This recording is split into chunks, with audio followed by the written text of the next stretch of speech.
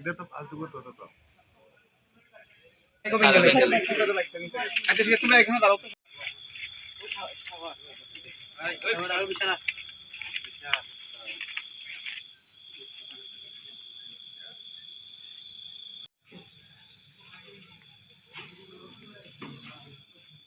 Uncle हम तो है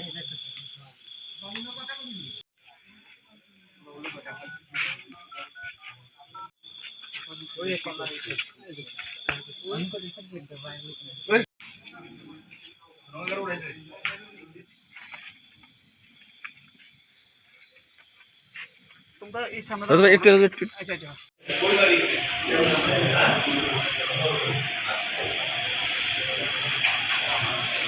এটা তোমার ফার্স্ট প্রায়োরিটি থাকতে হবে।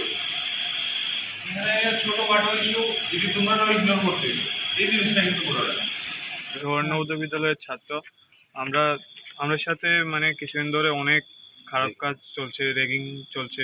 এই 11 তারা ক্লাস 10 বয়েজগুলোর সাথে অনেক খারাপ ব্যবহার করে, ওদেরকে ধোয়ার জন্য কাপড় দেয়, তারপর ওই কাপড় ভালোভাবে না ধুলে বেল্ট হ্যাঙ্গার এসব জিনিস দিয়ে মারে।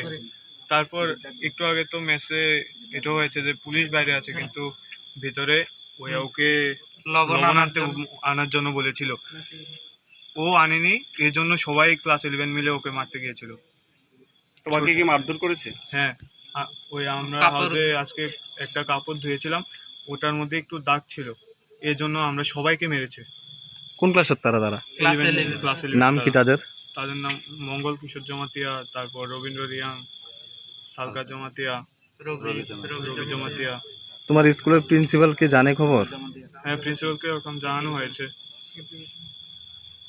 ওই গ্লাসটা ভেঙেছে এদিকে, তারপর এখানে সিসিটিভি দেখবি বলে সিসিটিভি ভেঙে ফেলেছে। পিটি স্যারের বাইক ভেঙে ফেলেছে। মানে ওরা পুরো মানে উন্মাদ হয়ে গিয়েছে পুরো আজকের ঘটনাটা নিয়ে। কখন ঘটনাটা? হ্যাঁ, কখন? ঘটনাটা ইভিনিং এর টাইমে। মেসের মধ্যে খাইতেছিলাম, তো আমাকে একটা দাদা আমার লবণ নিতাম, আমি তোমার লবণ নিছিলাম না আর কি। হ্যাঁ, তারপর দাদা হঠাৎ করে সবাই মিলে এসে আমার মারতো। তারপরে স্যার ম্যাম তারা আমার আটকে লেছে, তারপরে দাদা তারা সবাই দিয়ে গিয়ে চিল্লি করতেছে আর কি। দাদা তারা কোন ক্লাসে? আমরা ক্লাস 10। सीसीटीवी सब कैमरा भांगे लासे কি ভাঙছে? সিসিটিভি ক্যামেরা, গ্লাস, তারপরে স্যারের বাইকও ভেঙে গেছে। স্যারের বাইকও ভেঙে গেছে। মানে 11 सर बाइक को इंग्लिश মানে রেগিং করতেছে তোমরা নাকি? রেগিং করে তারপরে আমরা পুলিশ থাকাকালীন আমরা মারতে গেছে। পুলিশের সামনে? ওরা শার্ট ওরা কোন ক্লাসের?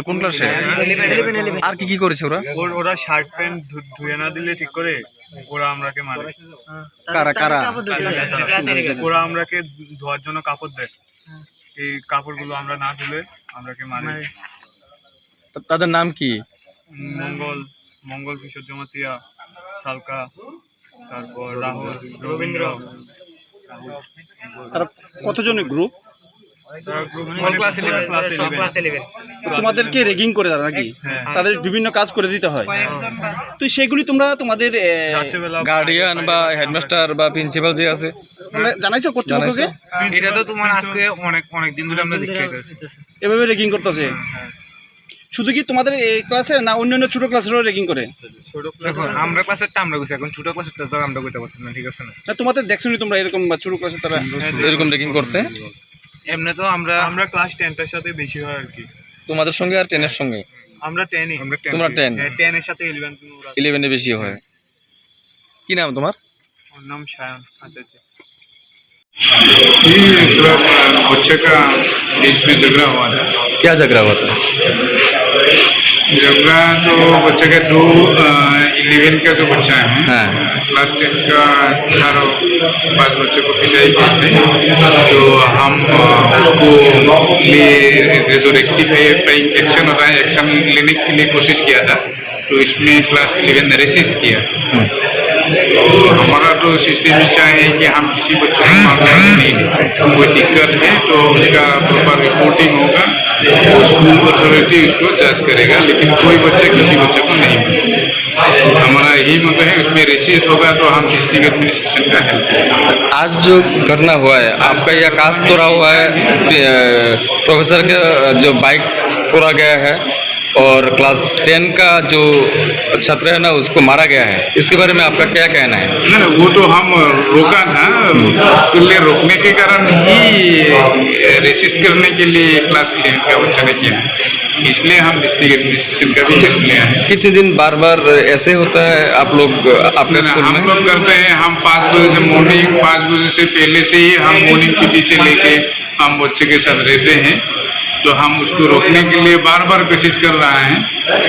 हमारा हाउस मास्टर हाउस विजिट करता है, रेगुलरली विजिट करता है, हम भी रात को 10:30 बजे 10 बजे बीच में जाते हैं।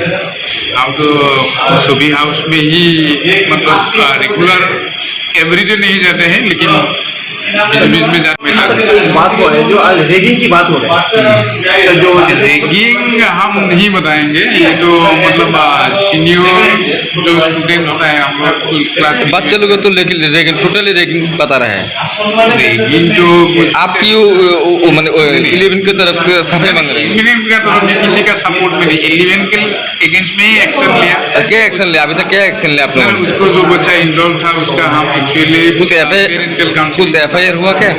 नहीं, FIR तो हुआ नहीं, लेकिन हमारा फर्ज काम है, हमारा जो डिस्ट्रिक्ट का एडमिनिस्ट्रेशन है, चेयरमैन है स्कूल का, चेयरमैन को नहीं तो चेयरमैन का जो नॉमिनी होता है उसको और उसी हिसाब से हम थोड़ी दिन बाद ऐसे ही चलता है आपका स्कूल में रैगिंग के लिए, तो आप क्या स्टेप ले रहे हैं उसके बारे में? उसके लिए हम रैगिंग का जो एंटी रैगिंग का जितना रूल्स एंड रेगुलेशन है, इवन स्टेट गवर्नमेंट का जो एंटी रैगिंग एक्ट है उसको भी हम बच्चों को समझाया है, अवेयरनेस क्रिएट करने के लिए।